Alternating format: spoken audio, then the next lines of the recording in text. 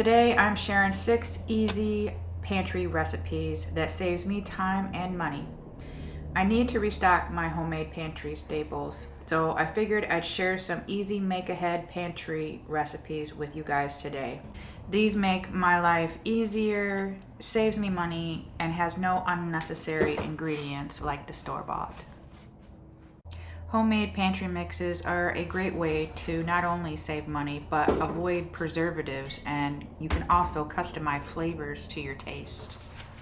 Here is a simple approach to get you started. Now, this is a pancake and waffle mix that you can use for both. The ingredients that I'm going to be using is flour, powdered milk, sugar, baking powder, baking soda, and salt. I am making enough to fit my gallon-sized jar over here. So I'm using 8 cups of flour, 2 cups of powdered milk, 1 cup of sugar, a half of a cup of baking powder, 2 teaspoons of baking soda, and 1 teaspoon of salt. I'm not overcomplicating any of these recipes, so if you wanted to half this recipe, just cut all of the ingredients in half. I will link all of the ingredients that I'm using in the description box below for everyone. As you can see here, I'm not using anything but my measuring cups and spoons. I'm not using any type of scale or anything like that. We are going to make this as simple as possible. I will be showing how to make every single one of these mixes and give you ideas of what you can make with these mixes. This is a all-purpose muffin mix. This muffin mix, you could alter the flavors by using blueberry, chocolate chip, banana nut, cinnamon strudel. Possibilities are pretty much endless with this muffin mix. The recipe is 8 cups of flour, 3 cups of sugar, 3 tablespoons of baking powder, 2 teaspoons of baking soda, 2 teaspoons of salt, and 1 cup of non-fat dry milk for added richness and shelf stability. This will last 6 to 12 months in your cupboard. Now, I'm adding milk powder to all of my recipes today, but that is not necessary. So 5 reasons why I add milk powder to all these products is 1, it makes mixes truly shelf stable. 2, it adds richness and creaminess. 3, it improves browning. 4, adds nutrition. And 5, it saves money and space. Cornbread mix is one of my favorite mixes to make. And well worth it too, because it's cheaper than the store-bought. It has clean ingredients in it. It's always ready, and you can customize it basically however you want. If you want to reduce the sugar, reduce the sugar. You can also add honey or maple syrup. If you want to add in corn to this, you can do that. If you can add your own herbs and spices to this, cheese to this. You can make some jalapeno cheddar muffins with this. I mean, there's so many different things that you could do with a homemade cornbread mix.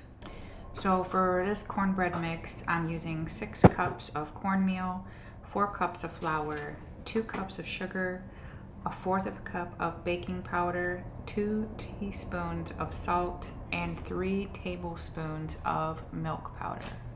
And if you were gluten-free, you could also tweak this with a gluten-free flour as well.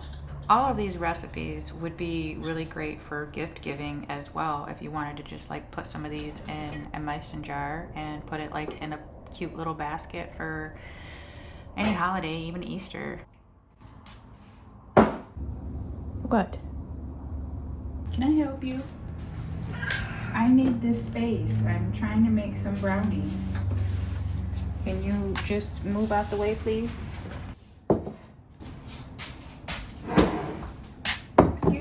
Excuse you.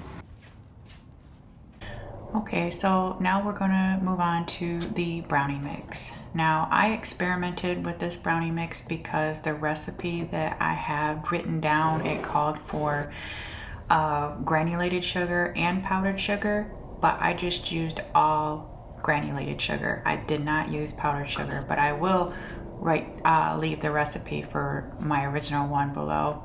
I wanted to see if it made any type of difference at all in the flavor or texture, and I did not see a difference. So the recipe is 6 cups of granulated sugar, 4 cups of flour, 3 cups of cocoa powder, 2 tablespoons of baking powder, 2 teaspoons of salt, and at the very end, I almost forgot to add my milk powder, but I added a half of a cup after I mix this up. And this will make you 1 gallon of brownie mix. Okay, now that we have prepared our brownie mix, let's get started on gathering the rest of our ingredients.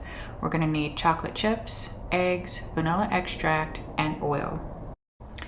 So we're going to use 2.5 cups of the brownie mix. And we're going to use 2/3 cup of oil. We're going to put in 3 eggs. And then we're going to put in a teaspoon of vanilla or more. Measure with your heart. I'm going to just give it all a quick mix just until it's combined. Do not overmix. And then add a half of a cup of semi-sweet chocolate chips. Your batter is going to be very thick like this. Put it in a 8x8 or 9x9 inch pan and just use your spatula to press it down into the pan. Now you're going to put it in your 350 degree preheated oven for 30 to 35 minutes, depending on how hot your oven gets. It's just falling apart. I guess I should have waited till it got cooled off. Ooh, hot. These are like super fudgy. Very hot. Wait for them to cool. So this is the inside, what the inside looks like. So it's a cross, kind of still, between a fudgy and a cakey. I think it's more fudgy than cakey.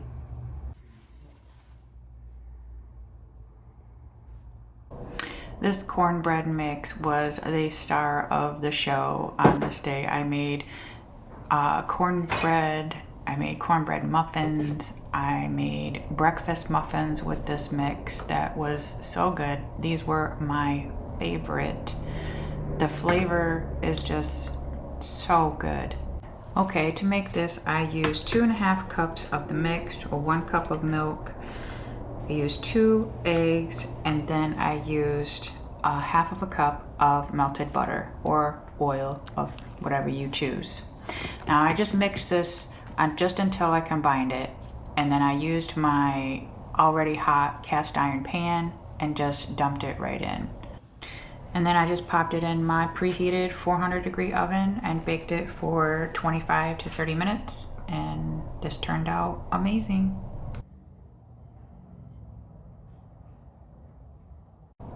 This chocolate syrup only contains 3 ingredients unless you count water as an ingredient. That would be 4. So we're going to use sugar. We're going to add vanilla after it cools. Sugar with water and cocoa. That's all it takes. So I'm going to add 3 cups of water to my 6 cups of sugar. Put it on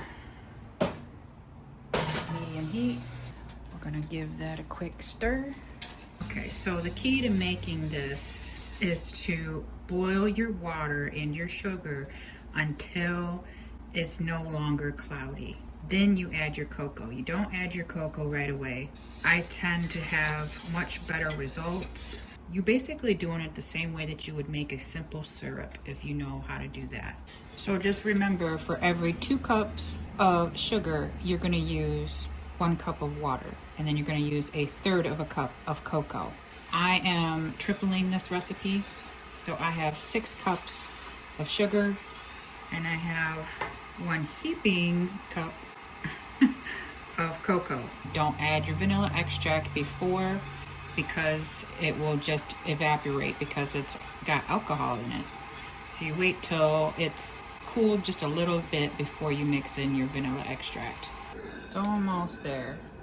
This is what I'm talking about when it turns clear. My heat down to about medium heat. Now you carefully put in your cocoa. Now you gotta start stirring it and continue to stir it because it's gonna start bubbling up. Now I do this, I set my timer because I find that 3 minutes is the sweet spot for this syrup. So I set my timer for 3 minutes and let this go for 3 minutes, and then I cut the heat off. But you want to constantly stir it because if you don't, it'll end up sticking to the bottom and possibly burning. The longer that you cook this, the thicker that this syrup will be. Some people will let it go for 5 minutes, but because I'm using this for just like a regular coffee syrup for my husband, I find that 3 minutes after you let the sugar come up to a boil is the sweet spot. It's not too thick and it's not too thin, it's just right. This will boil over if you are not careful, so you have to really keep an eye on it. Okay, so that's my timer going off, so I'm just gonna go ahead and cut the heat. Keep stirring it until it stops boiling. So the reason why I say don't add in your vanilla until this cools is because it's so hot. This is so hot that it will just evaporate the vanilla, and then, I mean, you just added it for nothing. So wait till it cools for 15, I would say probably like 15 minutes, so that way you still get that full flavor of that vanilla. It's been 15 minutes and now I'm just going to pour in my vanilla. Because I'm tripling this batch, I'm going to put 3 tablespoons because it's 1 tablespoon per batch. And this is the vanilla extract that we made together on our channel as well. And it doesn't have any beaver pea in there. If you know, you know. You could also use vanilla bean paste if you wanted to. Now I'm just gonna give it a quick stir and then it's done. And that's how you make chocolate syrup.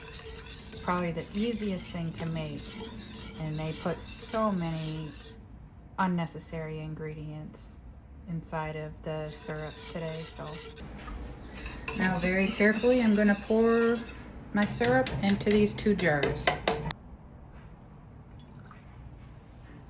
Woo!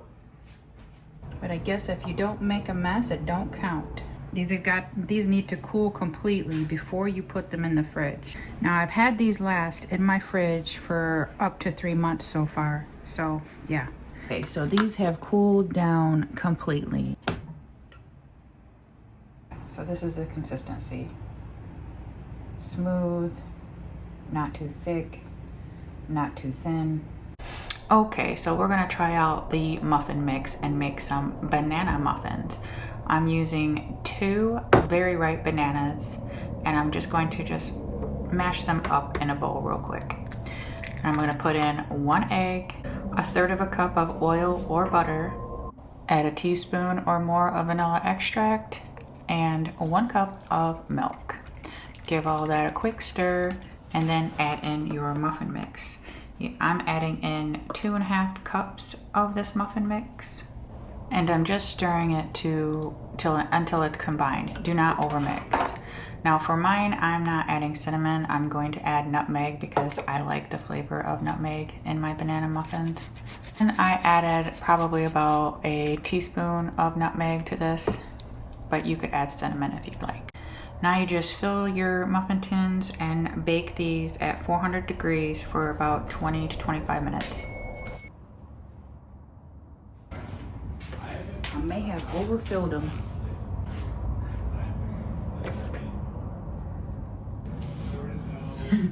Had an explosion over here.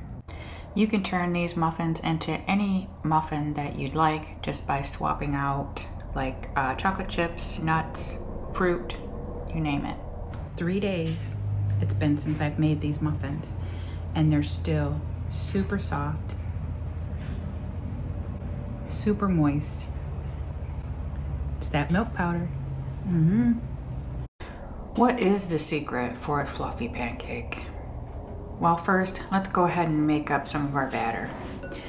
So for the wet ingredients, I'm using 2 cups of the mix, 1 cup of water, 1 egg, and a teaspoon of vanilla, and I'm also added in 2 tablespoons of melted butter.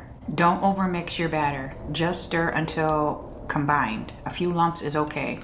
Overmixing develops gluten, and that equals flat pancakes. Let the batter rest for 5 to 10 minutes. It lets the flour hydrate and the baking powder do its thing.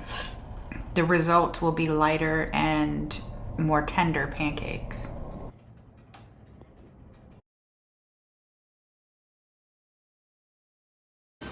Have you guys ever made your own peanut butter before?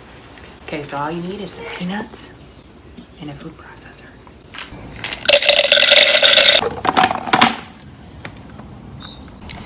So after about 3 minutes, your peanut butter or your peanuts are gonna look like this. Now at this point, you wanna add whatever flavoring you wanna put in there. Salt, sugar, honey. And we'll pop the lid back on and turn it on for about another 30 seconds. Just put it in a jar, put a lid on it.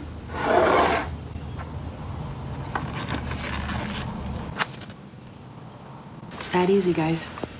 You can also, if you want some chunky peanut butter, don't grind up all your peanuts and with the food processor, and leave some out so that you can just mix it in and then you have the chunky peanut butter. The secret is cornstarch. Cornstarch and a little bit extra butter or oil. That's it. So when you're making up your waffle batter, just add about 2 tablespoons of cornstarch and about an extra tablespoon or 2 of oil or butter. I did a bunch of meal prepping today, so with these waffles I cooked up a pound of bacon and I scrambled up about a dozen eggs, shredded up about 2 cups of cheddar cheese, and then I added my baking mix as you know, per directions, except for I added a little bit more water so that it wouldn't be so thick. Now I just poured in all my bacon and my eggs, and then I gave it a quick stir and then topped it off with putting in my cheese. Now these were so delicious, and I love making these because they're just the perfect breakfast. You got the bacon, the eggs. And you could use sausage if you wanted sausage or ham or anything like that. They're so good. So continuing on, I made some sausage, scrambled egg, corn muffins, and all I did is I just used some of my cornbread mix and per directions. And I used for my oil, instead of using regular oil, I just used some of my bacon grease drippings. And then I just layered the mix with the scrambled eggs and some sausage, broke up some sausage pieces, and put some more of the batter on top to cover. I did overfill these drastically, but that's okay because they were still very, very delicious. These were actually my favorite. So continuing on, I did the same thing in making the cornbread mix, adding in some more bacon grease to it, and then just see how it's like super thick here. All you got to do is just add more milk or more water to your batter if it starts to get too thick. So continuing on, I just did the exact same thing with the same mix, added a little bit more corn flour and added a little bit more milk into it, added some bacon bits and some ham, and yeah, all of these muffins turned out absolutely amazing, and I'm just glad that I got some quick, easy breakfasts in my freezer.